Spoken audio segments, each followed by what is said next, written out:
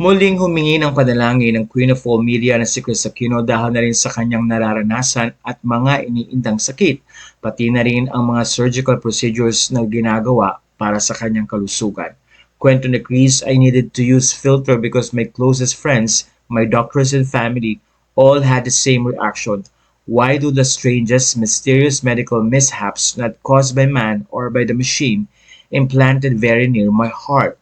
Pwede bang makiusap ulit? Alam ko ang kulit ko na but at 9 a.m. tomorrow, I will be brought down for the first of two surgical procedures.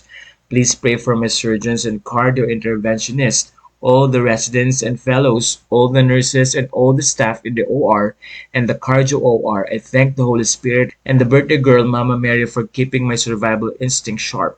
Since my confinement, so much has happened. Just to make this post less feng shui or ghost month, like so much has happened since my confinement. For example, someone I love and broke my heart because he left me when my health issues were getting worse. I don't know how he knew where to find me, but about 10 days ago, he surprised me. He said he wanted to see how I was, and a few days after, via text, he apologized several times. We know why we aren't meant for each other because mine is a lifelong battle. Autoimmune has no cure. His fulfillment comes from working with communities and going all over the Philippines.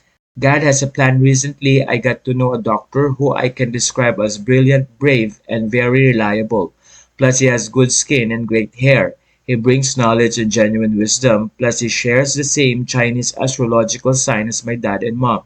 I shared my personal life but with no names because that's how it will be.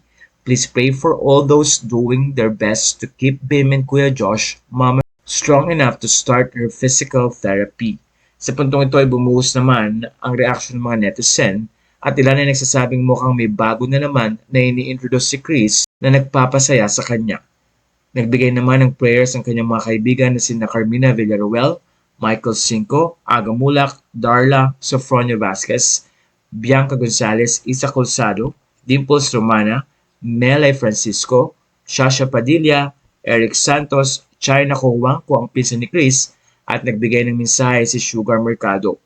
Umaasa naman ng mga fans na magiging successful ang mga surgical procedure na gagawin kay Chris Aquino.